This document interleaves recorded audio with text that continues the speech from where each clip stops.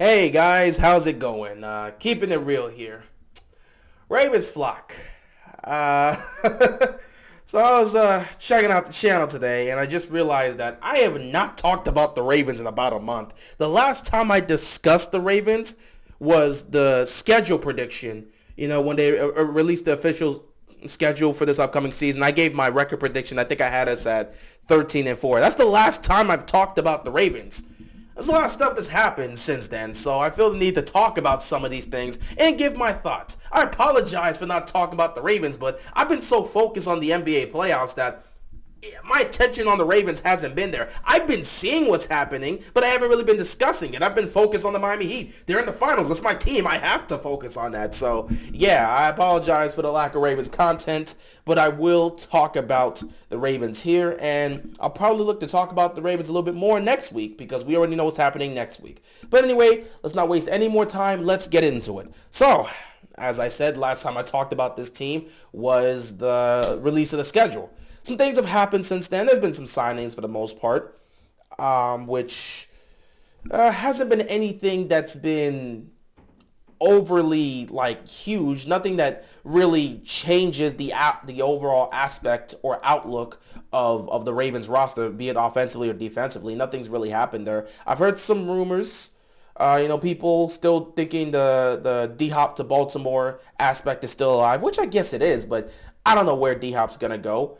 I've been hearing a lot of people talk about Hunter from the Minnesota Vikings, the pass rusher there. A possibility of getting him from Minnesota. That would be perfect. Also the talks about trying to bring back both Marcus Peters and Justin Houston. I don't know about Marcus Peters. I think he's probably not coming back. But Justin Houston, that would be a great guy to get back because he had a great year last year. And I believe that he can come back here and still be effective. And that would definitely help out because you want to make the pass rushing group as lethal as possible because that's been an aspect that's been weak for the last several years, and we want to continue to improve in that aspect. We still got Ojabo here. We still got Dafe Owe. And Ojabo's about to have his first full season because, he was coming back from injury, and we're hopeful that this will be the year Dafe Owe breaks out. But, the pass rushing unit, we want to add more to that. So, yeah, there's been some rumblings, some talks, some signings, but really the main focus to talk about has to be the workouts. So obviously after, the draft and all the other stuff, you get the rookies in, and then you have rookie minicamp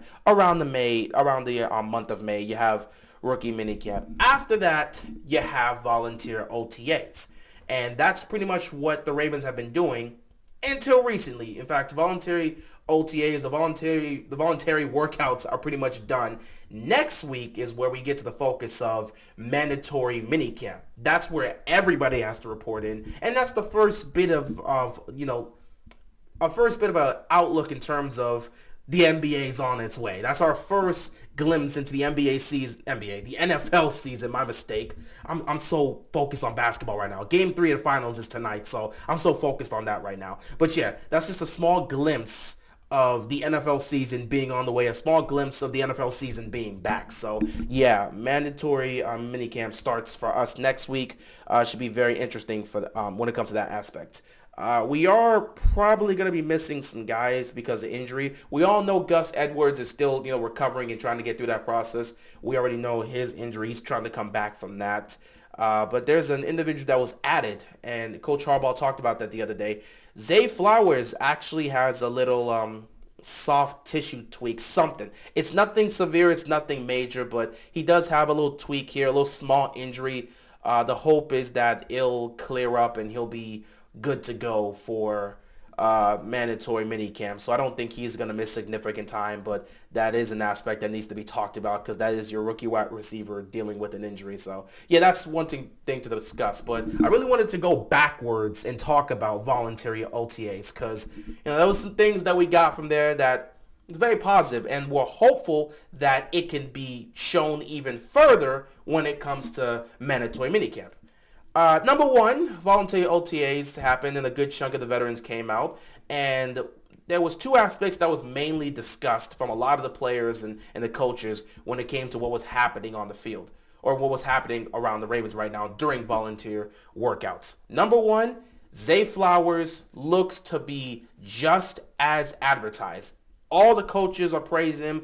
Any of the players have talked to him saying, yeah, he's out there looking good. He's doing his thing. He looks sharp. I love what I'm hearing about Zay Flowers. Right now, he's just looking well, and that's what you want to see. Hopefully, the injury doesn't kind of delay his involvement in mandatory minicamps next week, but we'll have to wait and see. So that was one aspect. The second aspect has to obviously do with Todd Monken's offense, because we've been hearing nothing but praise regarding Todd Monken, his involvement in the offense, his involvement with these offensive players, and overall what he's putting out there in terms of the scheme and what he's giving up to these players. One person in particular really spoke about this, and he loved what he was seeing, and that is, of course, our quarterback, Lamar Jackson.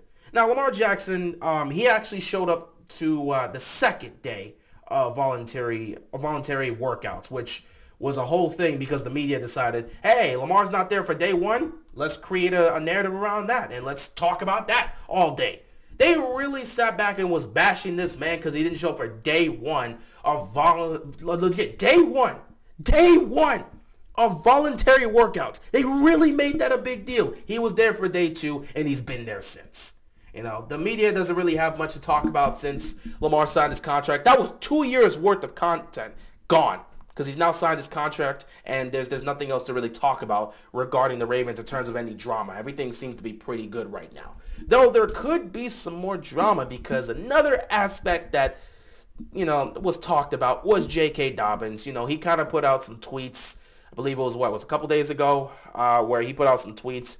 And he was speaking on like his love for the city of Baltimore, love for the Ravens fans, and his want to be in Baltimore. But he doesn't know about his future here in Baltimore. He doesn't know what the future holds and if he'll be on this team long term and all these other things. And yeah, that was definitely a concern, because we know running backs, they don't really, especially running backs that deal with injuries, they don't really get contracts like that. And J.K. Dobbins hasn't really had a lot of time on the field to really prove himself, other than his rookie year, because his second year was 2021. He was ready to go out there and do what he needed to do.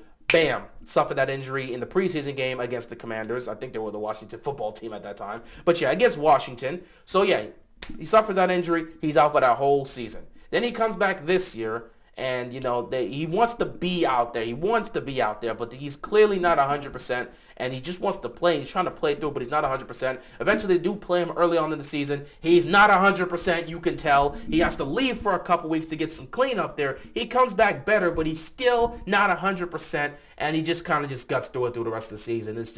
He didn't look himself, and it was not exactly what he wanted to showcase on film, because we know he's much better than that, and he knows he can have a successful season and be very impactful in this offense. So this upcoming season will be the first time J.K. Dobbins is 100% healthy entering the season, and hopefully that stays that way. So this is going to be a year for him to prove himself, a big year to showcase what he can do, and if he can have the opportunity and he comes out here and has a big year, he may have a contract with the Ravens moving forward, but I don't know.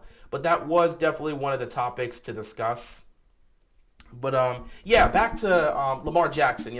He reported to the voluntary workouts. He's been here since, and he actually had a lot of high praise for Todd Monken when he was discussing him in his press conference. The one thing that definitely stuck out to me was his mentioning of Monken giving them the keys to the offense, which was a huge thing. Man, you don't understand how happy I was to hear Lamar say, we're really just getting the keys to the offense. He's just giving us the keys to the offense.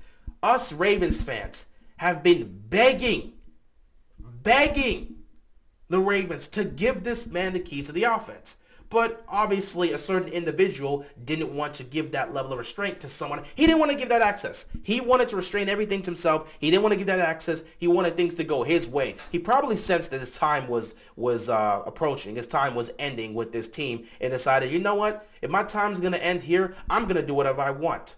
We've been begging this team to give him the keys to the offense for years. But it didn't happen under the last guy, but it's happening now. So we're kind of at a crossroads, and I feel like I have to talk about that. I might make another video about that regarding Lamar Jackson in terms of what we can hope to expect under Monken's offense, what Lamar could do and how things could be, and what a Lamar Jackson offense could look like with him now being given the keys. So I might have to look to make that video another time. But yeah, I loved hearing Lamar Jackson speak praise on Todd Monken and his offense, and speak, happily and proudly about what he's seeing, and just being happy and excited and loving what he's seeing from the offense so far. So, that's great to hear. You want to have your quarterback fully bought in on what your offensive coordinator is doing out there. And I love it. I love it. So, yeah, that was a great aspect to talk about. Yeah, voluntary workouts just been going on, and the veterans were out there. You saw your guys out there just going out there and doing their thing. Mark Andrews was out there.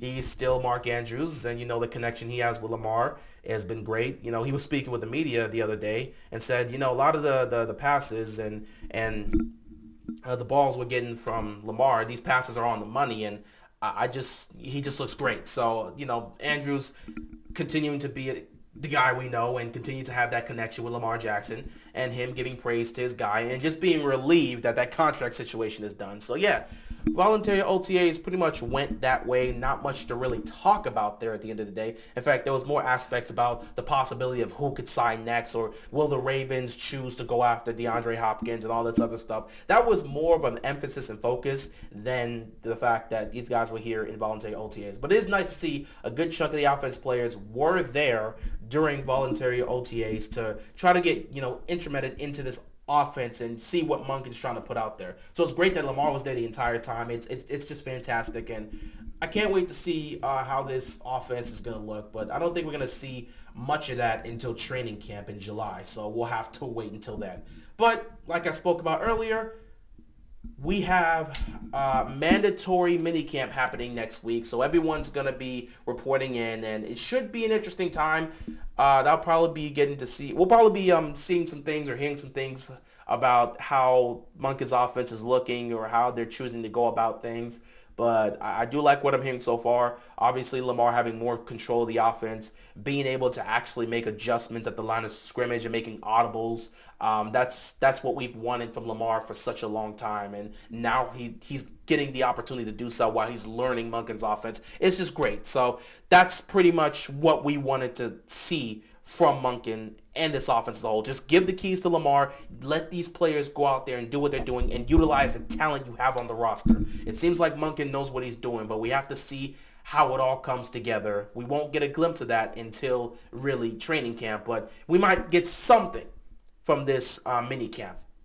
Either way, so far the Ravens continue to make their progress in terms of what they want to do. Defensively, I've been hearing some great praises about David Ojabo. He looks good to go. He looks 100%. He's out there doing what he needs to do. I've heard some optimistic things about Odafe Owe in hopes of him having a great year. But yeah, the defense continues to do what they're doing. You're hearing some great things about them. And yeah, that's pretty much all that needs to be talked about. There's not much to speak on in terms of the voluntary OTAs. We'll probably have a little bit more to talk about when it comes to the mandatory minicamp next week. But so far, it's been good things in terms of what's been happening with the Ravens.